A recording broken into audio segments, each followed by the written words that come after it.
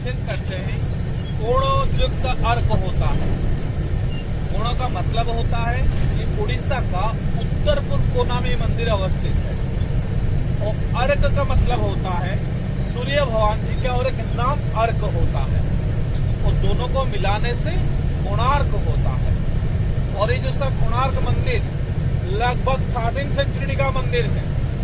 इसको गंगा वंश के राजा लंगुड़ा नरसिंह देव जी इस मंदिर को बनाए थे, और ये मंदिर बनाने के लिए 12 साल समय लगा था।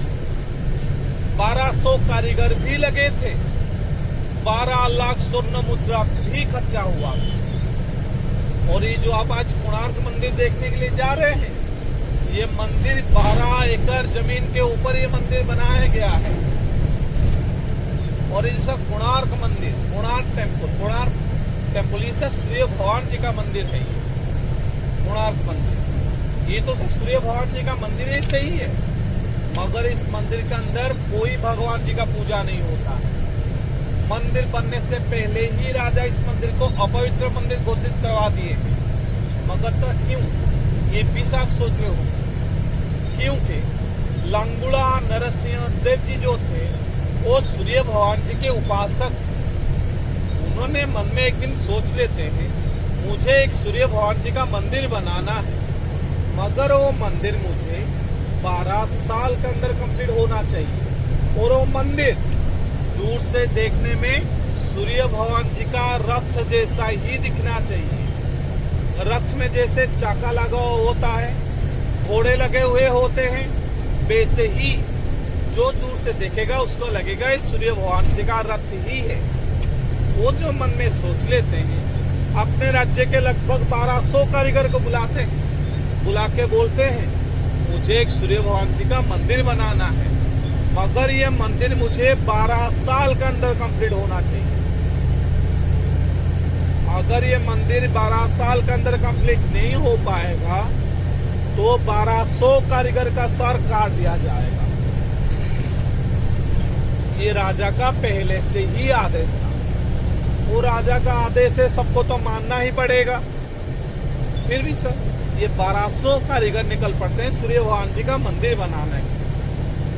अगर ये जो सर 1200 कारीगर थे, उनमें से उनका एक मुखिया था जिनका नाम विशंबर महाराणा था। वो भी अपने घर से निकलते हैं मंदिर बनाने के लिए, मगर वो जब घर से निकलते हैं उस समय उनके घर में उनकी बीबी गर्भवती थी। मगर राजा का तो आदेश है, जाना तो पड़ेगा ही। इसी वजह से वो अपने घर में अपने बीबी को बोल के गए थे, देखो अगर मेरा एक लड़का पैदा होता है तुम उसका नाम धर्मपद देना, अगर मेरा एक लड़की होती है तुम उसका नाम तुम्हारी नाम के अनुसार पार्वती देना।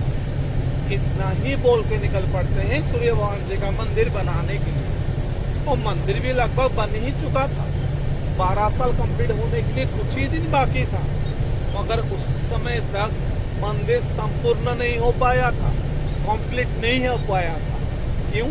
क्योंकि मंदिर तो लगभग बन चुका था, मगर मंदिर कंप्लीट होने के लिए मंदिर के ऊपर लास्ट में एक पूर्ण कलश बैठा है।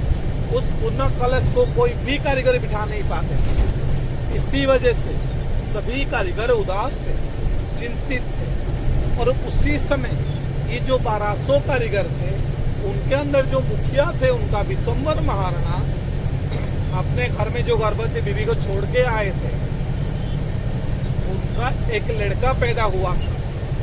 उनके बोलने के अनुसार उस लड़का का नाम धर्मपद दिया गया था। मगर ये जो छोटा सा लड़का था ये एक अद्भुत बालक था, जो उस समय अपनी माताजी से बोल रहे हैं, माताजी मुझे अपने पिताजी से मिलने जाना है। उनके माताजी उससे समझा रहे हैं, देखो बेटा तुम्हारे पैदा होने से पहले ही तुम्हारा पिताजी निकल गए हैं सूर्य भगवान जी का मंदिर कोणार्क बनाने के लिए, इसलिए कुछ ही दिन के बाद और घर लौट आएंगे, मैं तुम्हें उनसे मिलवा दूंगा।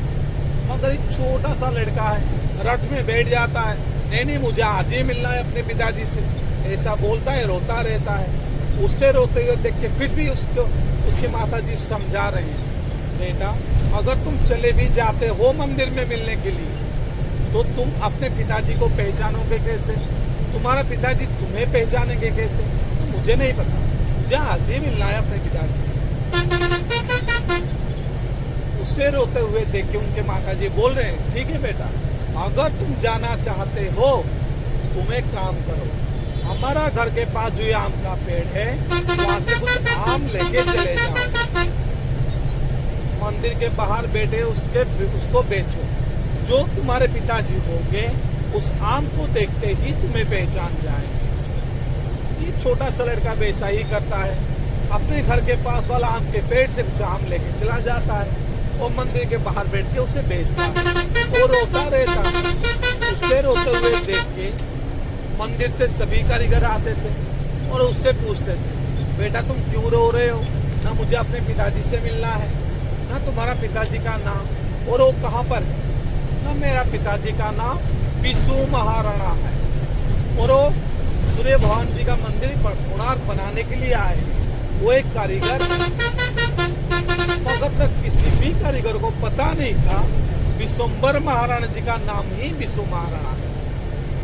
थोड़े समय के बाद ये बात जाके मंदिर के अंदर फैल जाता है और विशंबर महाराणा जी को जब पता चल जाता है, विशंबर महाराणा तुरंत चले आते हैं अपने बेटे से मिलने के लिए। आके उससे पूछते हैं, बेटा तुम क्यों रो रहे हो? तो मुझे अपने पिताजी से मिलना है। ना तुम्हारा पिताजी का नाम, ना बिशु महाराणा, ना मैं ही तुम्हारा पिताजी। मगर ये छोटा सा लड़का अपने पिताजी से मिलने के बाद देख रहा है, पिताजी खुश नहीं है, पिताजी एकदम उदास है, चिंतित है, चकित है। मगर क्यों? कुछ समय के बीतने के बाद ये लड़के को पता चल ही जाता है कि राजा का पहले से ऐसा आदेश है, अभी तक ये मंदिर संपूर्ण नहीं हो पाया है, क्योंकि मंदिर के ऊपर कोई भी पुण्य कलश बिठा नहीं पा रहे। इसी बात ये छोटा सा लड़का धर्मपाल 1200 कारीगर से बोलता है, मुझे पता है मैं बिठा दूंगा मंदिर के ऊपर पुण्य कलश। और ये बात सुनने के बाद सभी कारीगर चकित हो जाते हैं, आश्चर्य हो जाते हैं और चिंता में पड़ जाते हैं। अगर ये छोटा सा लड़का मंदिर के ऊपर पुण्य कलश बिठा दिया और राजा को पता चल गया, तो राजा किसी भी कारीगर को नहीं छोड़ेंगे। फिर भी ये छोटा सा लड़का मंदिर के ऊपर चढ़ जाता है पुण्य कलश बिठाने के लिए और मंदिर के ऊपर पुण्य कलश बिठा भी देता है। मगर बिठाने के बाद सोच में पड़ जाता है, अगर मैं नीचे चला जाता हूँ और राजा को पता चल जाता है, तो राजा इनमें से किसी भी कारीगर को नहीं छोड़ेंगे। इनमें से मेरे पिताजी भी हैं। अगर 1200 कारीगर के बदले मैं अपना प्राण यहीं पर त्याग दूं, तो 1200 कारीगर का जान बच जाएगा। ऐसा ही सोच के ये छोटा सा बालक धर्मपाल पुण्य कलश बिठाने के बाद सीधे मंदिर के ऊपर से छलांग लगाता है समुद्र में। अभी जो आपका चंद्रभागा बीच है, लगभग मंदिर से 3 किलोमीटर दूरी पे, ये भौगोलिक स्थिति की वजह से, नहीं तो ये पहले एकदम मंदिर के पास ही था और उसी समुद्र में छलांग लगा के ये 12 साल का लड़का धर्मपाल अपना प्राण त्याग देता है वहीं पर। और कुछ दिन बीतने के बाद राजा को पता चल ही जाता है कि यहाँ पर कुछ अनहोनी घट चुका है। इसी वजह से राजा इस मंदिर को पवित्र मंदिर घोषित करवा देते हैं। इस मंदिर के अंदर एक दिन के लिए भी कोई पूजा नहीं हुआ है। मगर ये मंदिर में बिठाने के लिए जो सूर्य भगवान जी का मूर्ति लेके आए थे राजा, वो अभी भी पूजा पा रहे हैं। कहाँ पर ऐसा आपको पता है?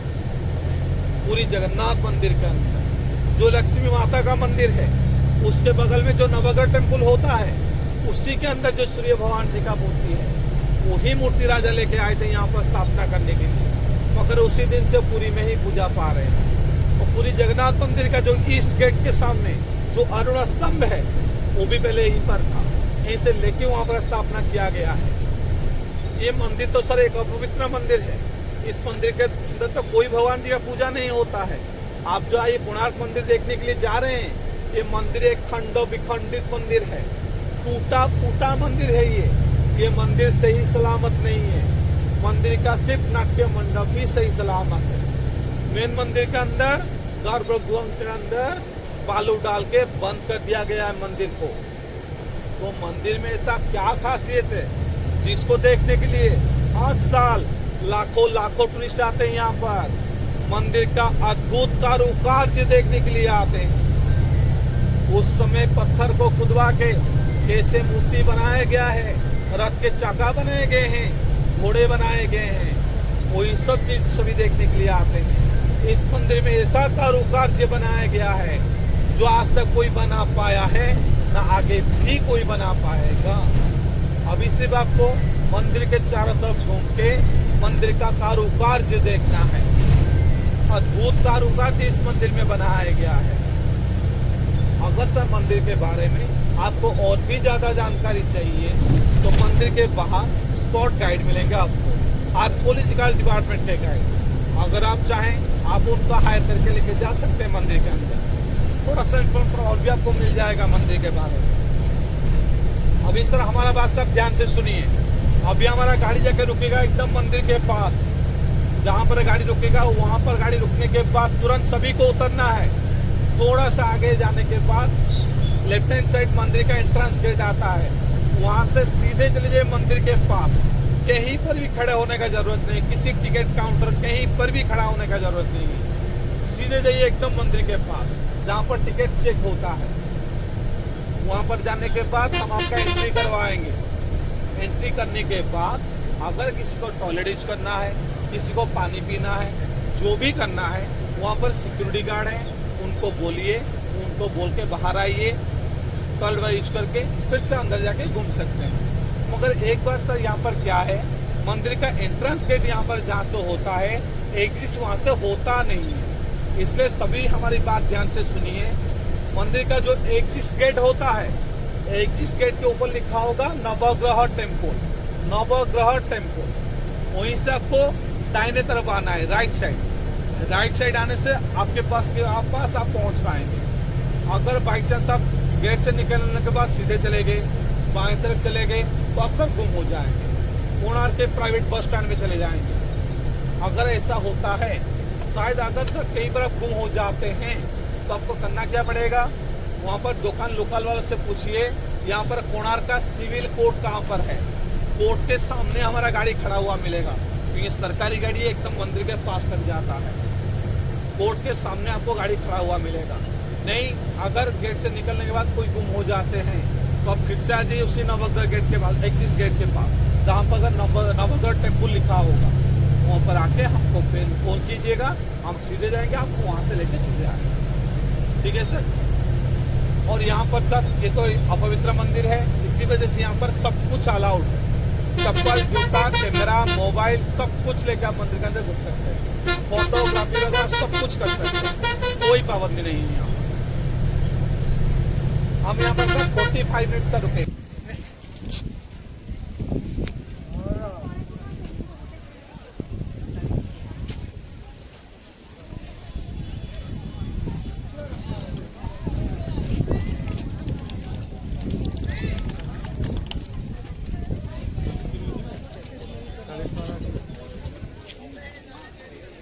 ବାହାରୁ ବୁଲିବୁ ଟିକେ ଲାଗିବ, ଏଠି ଗଲେ ଚାଳିଶ ଟଙ୍କା ଲାଗିବ।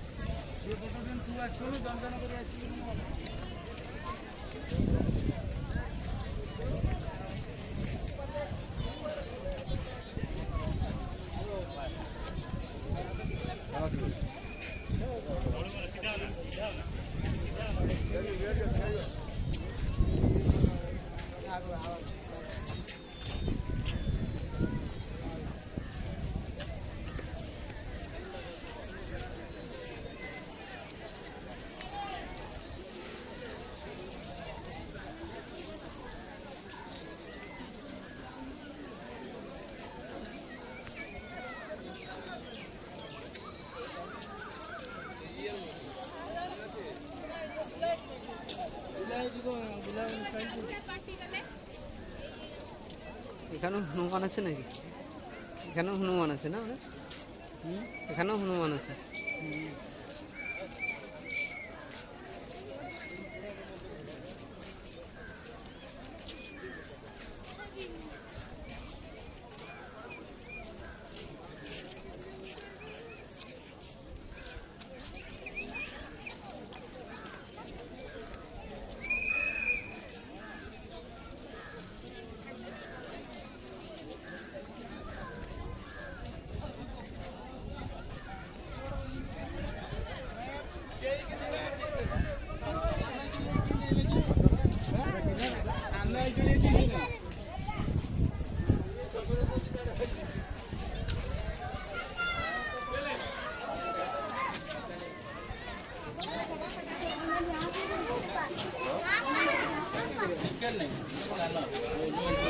बाबू हाँ बच्चा इधर आओ इधर आओ नहीं जाएगी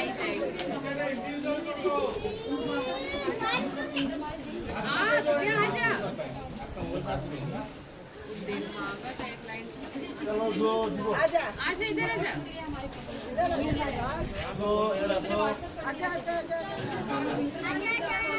कौन ना वो आ जाएगी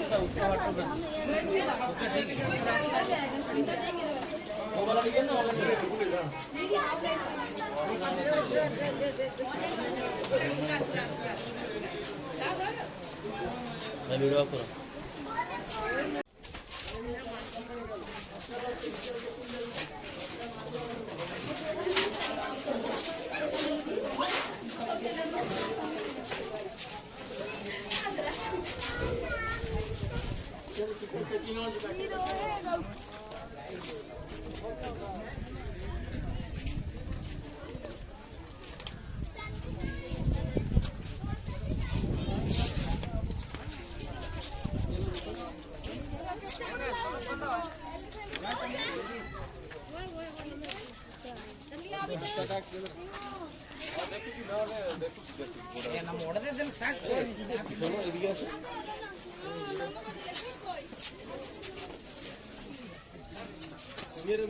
অটো করে চলে যাবে এরা ঘুরে ফিরে গাড়ি নিয়ে চলে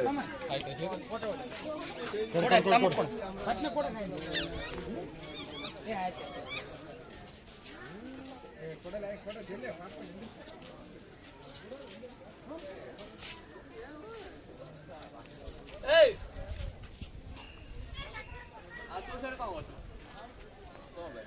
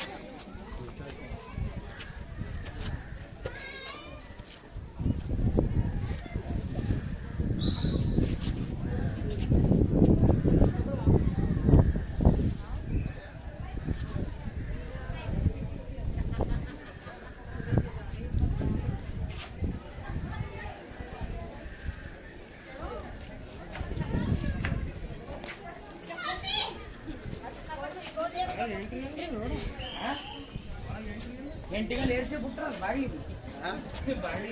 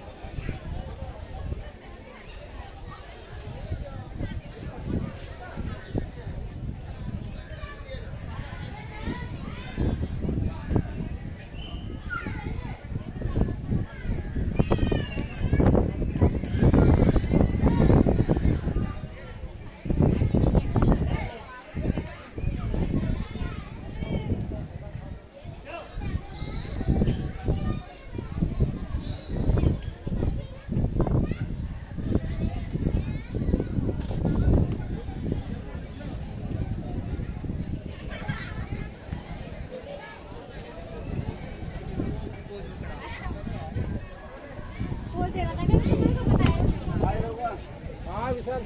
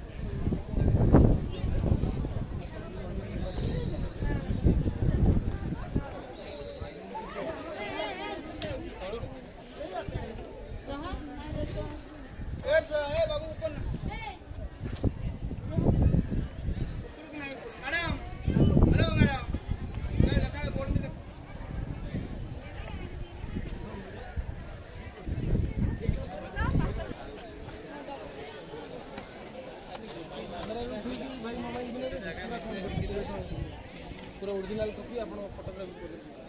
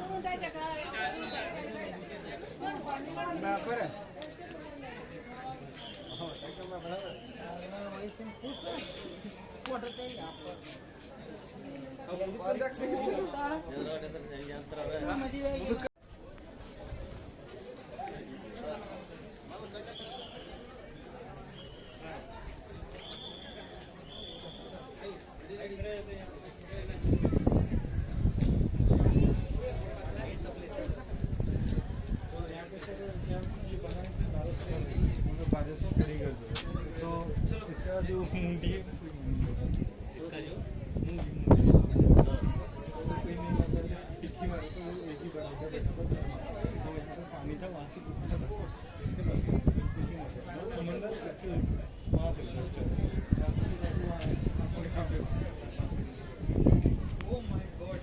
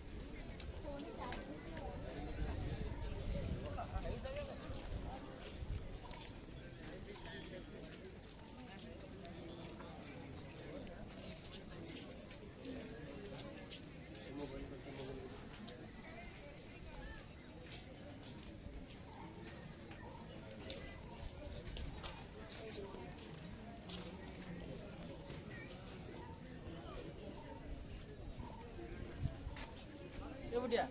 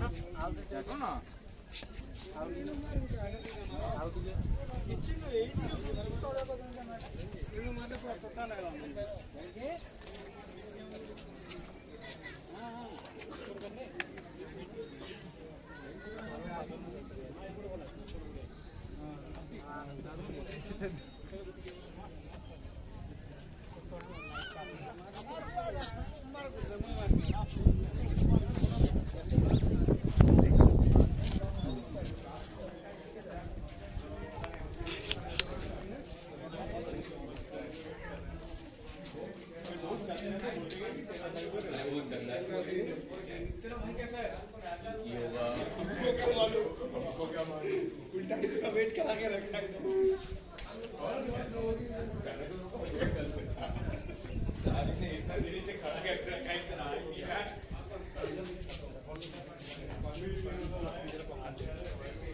ये तो ऐसे लगा कि उधर ही बेहोश हो जाएगा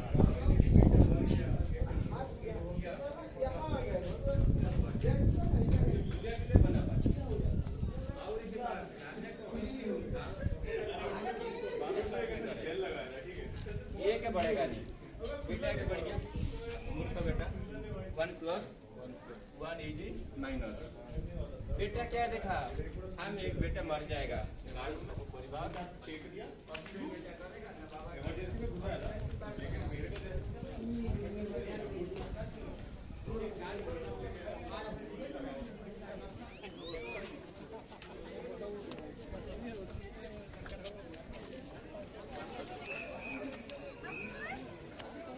भाई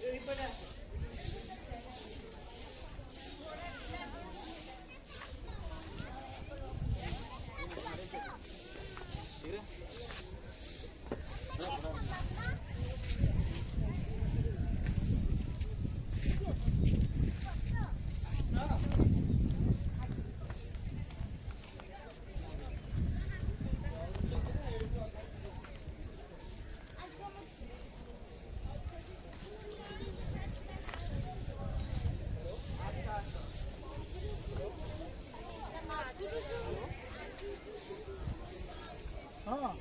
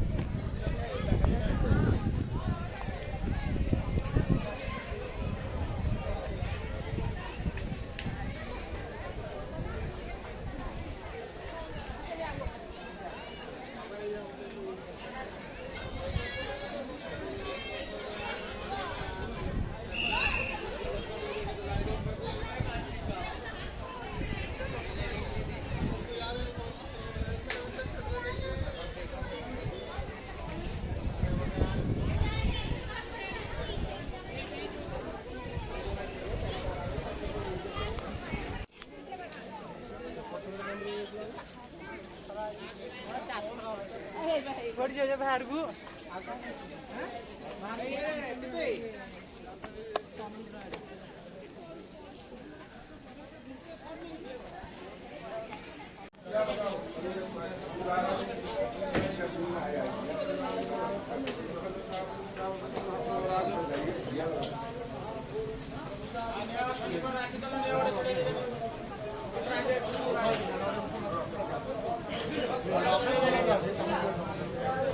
এটা ন ঠাকুর ওটা